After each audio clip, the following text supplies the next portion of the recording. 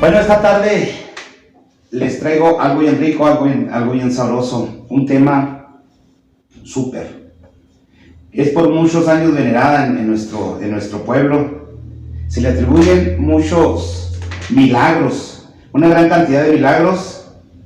En años ha sido aquí una peregrinación hermosa en nuestro Santa Bárbara. Y ahora en el marco del festejo de un año más, pues estamos tomando el tema para conocer un poquito más de nuestra Virgen de los Remedios. Y quiero iniciar esta tarde dándole la bienvenida a nuestra invitada de lujo, que nos viene a hablar de la Virgen de los Remedios. Ella es licenciada en Antropología Social por la Escuela Nacional de Antropología e Historia, doctorado en Historia, tiene también su doctorado en Historia del Arte en la UNAM, es investigadora nivel 3, poseedora de grandes premios y reconocimientos.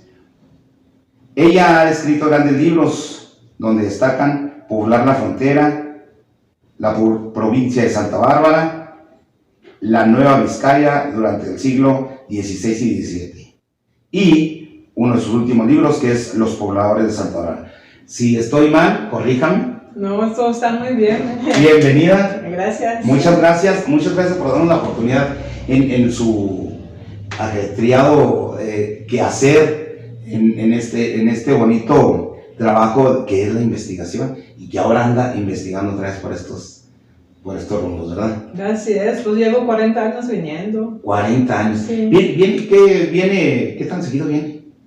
Pues depende de mi investigación, pero pues una vez al año más o menos sí vengo.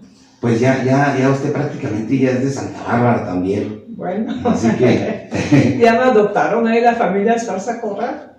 Y pues es como si viniera a mi casa cuando vengo con ellos. ¿Usted es de Francia? Sí. Es francesa. Ella es Chantal Clamausel, a quien le damos la bienvenida. Y el motivo de que yo la invité en esta tarde es que pudiéramos platicar de nosotros tenemos una cultura de fe, que es la Virgen de los Remedios. Y para mí siempre ha sido muy hermoso, lo hablo como cultura de la Virgen de los Remedios, porque aquí en Santa Bárbara particularmente ha ido perdiendo un poco de fuerza lo que es esa tradición del festejo de la Virgen de los Remedios. Pero todavía hace algunos años atrás, cuando yo estaba un poco más joven, cuando estaba yo pequeño, para mí era un encanto, y yo le puedo atribuir de que gracias a esas tradiciones, a mí me encantó mucho la música, me gustaba mucho la música. Le digo, en años anteriores la paseaban hasta por 2 meses a la Virgen, peregrinaba en cada uno de los barrios. Había grupos de matachines que llegaron a hacer hasta 250 danzantes. 250 danzantes. Había grupos que acompañaban a la Virgen en cada uno de sus moradas, donde les abrían sus puertas en cada uno de los barrios. Ahí se le daba serenata. La gente llevaba alimentos para la gente que estaba ahí rezando. Entonces eran meses de fiesta. La música, yo ahí cuando veía a los músicos tocar, entre ellos Tommy Bayo, los River, los hermanos Luján, y así había música de viento, a mí me encantaba, y yo seguía. Bueno, hasta donde me daban permiso mis papás, seguía a la Virgen. Y después fui viendo yo que para ir viendo las raíces de esta tradición, y desafortunadamente he encontrado pues poca información exclusiva de la Virgen de los Remedios que se venera aquí, la imagen que se venera aquí. Entonces, por eso esta tarde a mí me gustaría que usted nos platicara un poco de lo que ha ido usted recopilando en estos años sobre esta tradición. Bueno, pues la tradición es muy, muy antigua. De hecho, la primera Virgen de los Remedios llegó con Cortés en el siglo XVI y está en Naucalpan. Es una Virgen que se fabricó en Malinas. Ellos investigaron allá en la Ciudad de México. Naucalpan está en el Estado de México, pero es la misma ciudad, ¿no?, de México. Y la Virgen de aquí tiene una historia muy, muy interesante, porque según un documento que está en una cordillera, era como una circular del obispado. Ahí se cuenta que esta Virgen fue comprada en 1667 a unos indios yaquis, operarios de las minas. Había muchos operarios yaquis de Sonora aquí en la época colonial, y eso data de 1667. 100 años después de la fundación, de 1567. Exacto. Y fue en una ocasión muy especial porque cundía una epidemia de tabardillo, que es el tifo humano, que se transmite por los piojos de la cabeza y del cuerpo, y mataba a muchos indios adultos, e incluso a españoles también, porque el tifo era una enfermedad relativamente reciente. Entonces, la gente de aquí compró esta Virgen de los Remedios a indios purépechas, tarascos, pues, de Zitácuaro, Michoacán.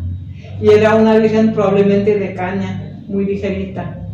Pero la que está ahora es otra. Es de otros materiales. Es de madera y es del siglo XIX, según Clara Cheguini, que es una historiadora del arte muy conocida en México. Entonces, la imagen, la primera que hubo, no es exactamente esta. No es la que tienen ahora, pero es la misma vocación, la Virgen de los Remedios. Y de ahí sale, porque ella, en primer lugar, originalmente la Virgen que compraron la gente de aquí a los indios de Zitácuaro, no era de los Remedios, sino que era de la Asunción. Era de la Asunción. Era de la Asunción. Y al producirse el milagro de que se detuviera la epidemia, entonces pasó a ser la Virgen de los Remedios. Entonces, es por eso que nuestra imagen no lleva al niño.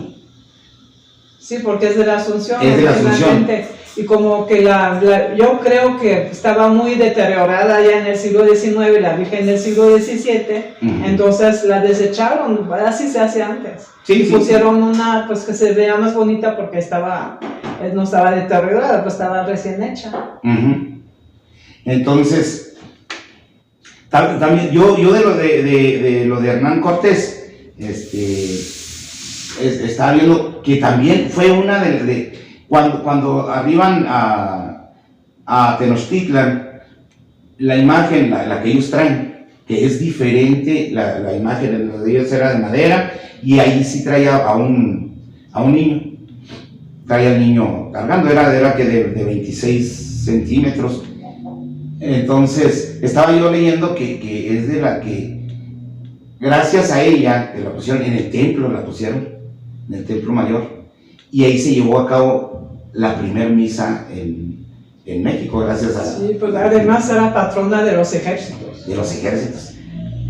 Apoyó la conquista, por así decirlo. Sí, entonces,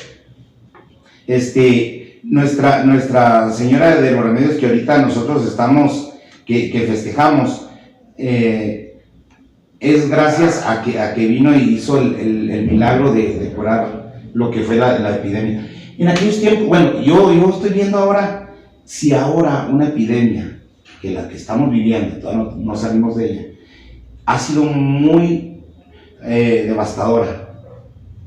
Y tenemos muchos medios, tenemos vacunas, bueno, tenemos investigadores de la vacuna. ¡Qué bárbaro! Provecho. Gracias. A ver, dime de qué nos saliste. Déjenme les platico que estamos aquí en el Santa Cafetería. En el Café de la Santa. De la Santa. Que es a propósito de nuestra Santa Bárbara. A propósito. Sí. ¿Y de qué cafecito nos Bueno, a nuestra historiadora le estamos sirviendo un chocolate calientito, espumoso, y a ti un café con avellanas, especiado con nuez, nuez, se me fue el nombre de la nuez. ¿Moscada? Nuez moscada, sí. Unas moscas, no, para que vean que yo también sé de cafés. Aprovecho.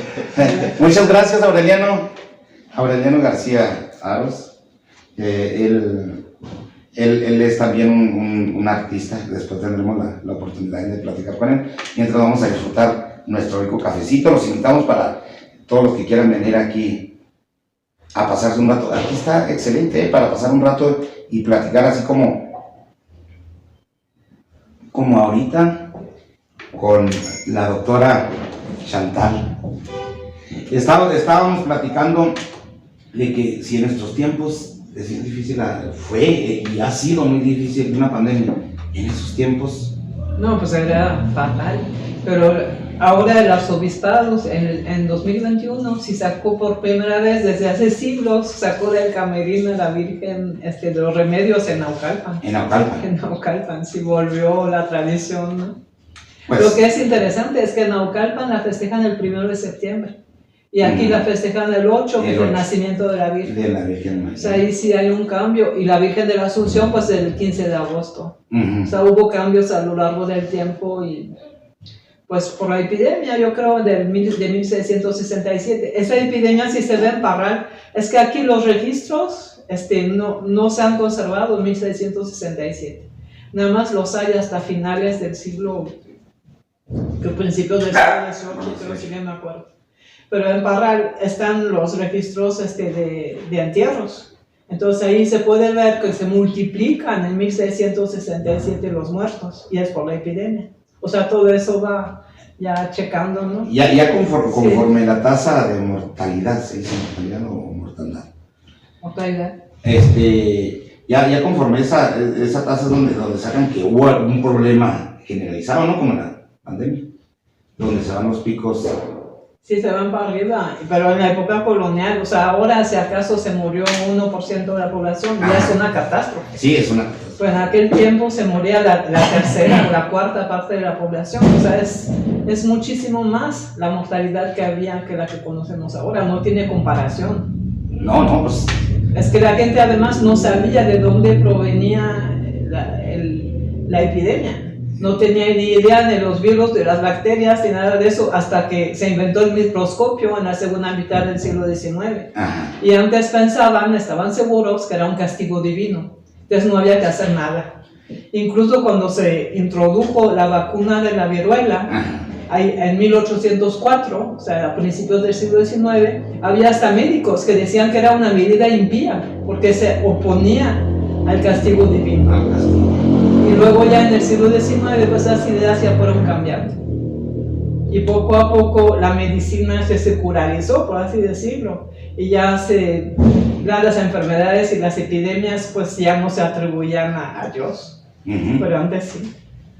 Sí, pues antes lo desconocido se le atribuía a la divinidad, a algo mágico. Sí, por los pecados de los hombres venía el castigo.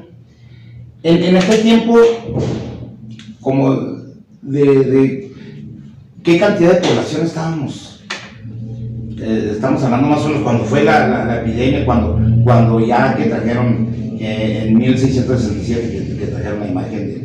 Pues Santa Bárbara se funda en 1567, o sea, un siglo antes. Uh-huh. Pero luego va decayendo muy rápido a finales del siglo XVI y hay un resurgimiento de la minería después del descubrimiento de Parral.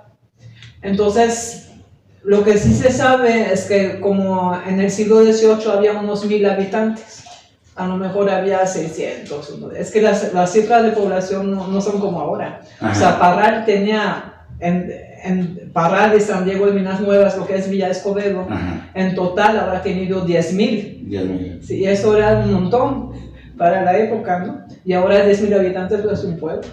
Y ahorita 10,000 habitantes es lo que tenemos nosotros aquí más o menos. Uh-huh.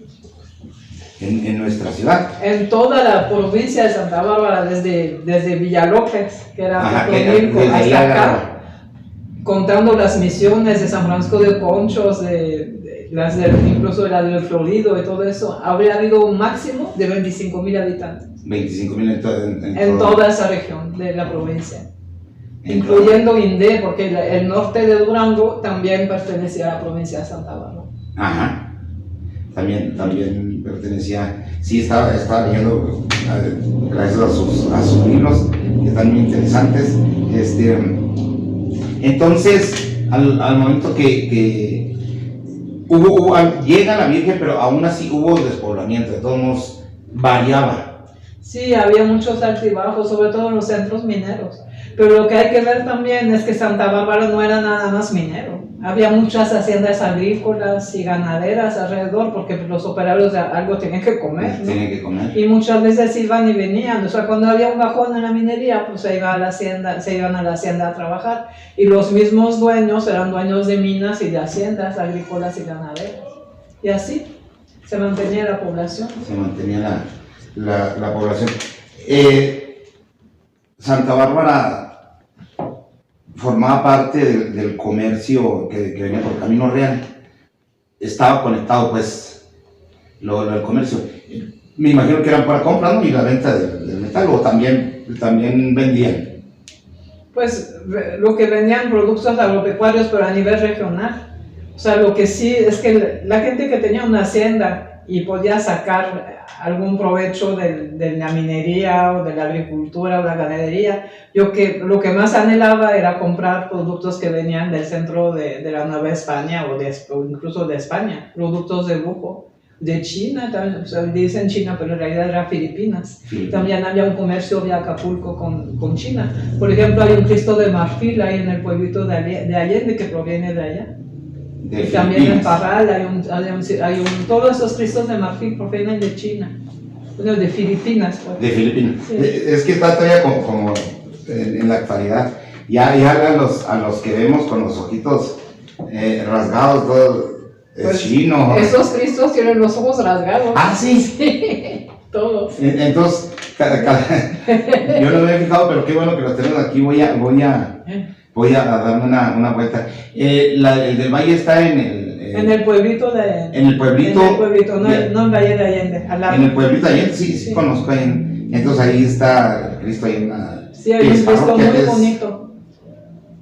No sé si depende, a lo mejor depende de Valle de Allende, Bien. la verdad no lo sé. Ujú. ¿Y en Parral dónde es donde dice que está? En San José también hay otro, un En Cristo San de José. marfil, sí. De marfil. Y San José es una de las joyas ahí arquitectónicas del norte. Es la iglesia más importante del siglo XVII, que hay muy poquitas. Del siglo XVIII ya se multiplican, pero el siglo XVII no. De 1600 Sí. y pico. Pues sí, fíjese, le comentaba yo de que aquí esta tradición la que vivimos hoy, y precisamente hoy, que es el día 8, por eso quise hacer esta charla con usted. Precisamente hoy es cuando se lleva a cabo los festejos, aunque ya ha variado muchísimo con el tiempo, varía muchísimo. Ahora se festejó, hubo un festejo grande el domingo, y ahorita creo que va a haber alguna procesión de llevarla de aquí hacia la parroquia, que también la parroquia fue construida en esos. En el siglo XVII, pero además que es mucho más, digamos, sencilla, Ajá. que no tiene nada que ver con San José del Parral, pero probablemente sí también es del siglo XVII, es muy antigua. La iglesia antigua de Santa Bárbara, ¿no? Que no tiene nada que ver con la grande que está aquí a un paso. Sí, el Sagrado Corazón de Jesús.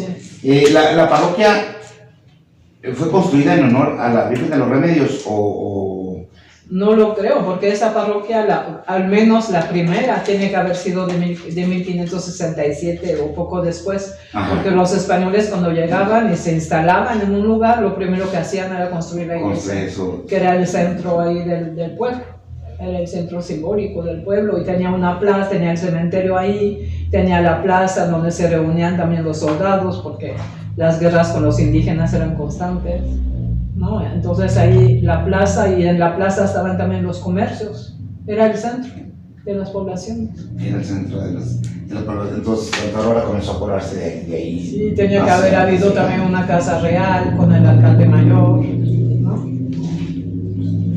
Y en aquel entonces había muchos esclavos. También habían traído esclavos del África. Y también los indios de guerra se reducían a la esclavitud. Decían que por un tiempo determinado, pero muchas veces se morían ahí en la labor, o sea, sobre todo en las minas. Sí. Porque ellos estaban en contacto con el mercurio, que se usaba bastante para refinar la plata, y es un veneno. Entonces empezaban ahí con el temblor y al final pues se morían. Sí, pues sí, si ahorita es peligroso, pues anteriormente. Y todavía se usa el mercurio aquí. Todavía el gambusino lo utiliza mucho para la separación de los metales. Claro. Igual la separación del oro. Aunque no era lo común, el mercurio era muy caro porque era importado del Perú, de las minas de Huancavelica o de España, de Almadén. Entonces, más bien se destinaba a las haciendas más grandes de la minería.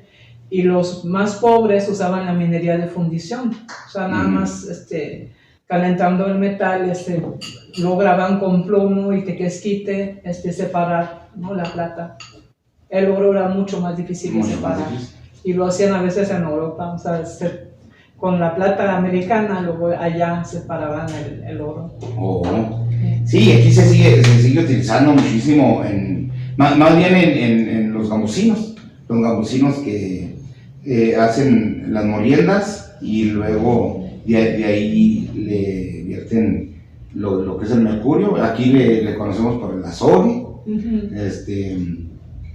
Y lo va atrayendo y al último ya tienen separado lo que es el oro, lo siguen trabajando. Oye, pues qué interesante sobre ese tiempo de nuestra Virgen. Le comentaba, era tan grande que venían muchos grupos de danzantes de Chihuahua, de Durango, y aquí se reunían, la misa la hacían grandísima, venía mucha gente, teníamos mucha gente, venían los aztecas, también danzantes, los aztecas, teníamos muchos grupos de danzantes, y aquí tuvimos uno muy grande, es el que digo que hasta llegó a formar con 250 danzantes. Por aquí tenía yo el nombre de la familia Cobos, y don Higinio Cobos, era el papá era el que inició aquí con la tradición de los matachines. Fue una fiesta muy bonita. Seguramente yo creo que en los archivos de la iglesia debe de haber mucho de la información de la Virgen de los Remedios. No hemos tenido el acercamiento para revisar un poco más de qué pasó con la otra imagen. No sé qué le pueden hacer las imágenes ya que se van, las quemarán o qué. Pues no creo que puedan andar ahí. ¿La información? No, las imágenes. Las imágenes, yo creo que antes sí las quemaban, las que estaban ya consideradas como viejas y deterioradas, pues las desechaban, quemándolas probablemente. Sí, porque las cosas no se pueden echar a la basura, las cosas. No. Pero quemándolas sí se puede. Yo creo que si llevaba a cabo alguna.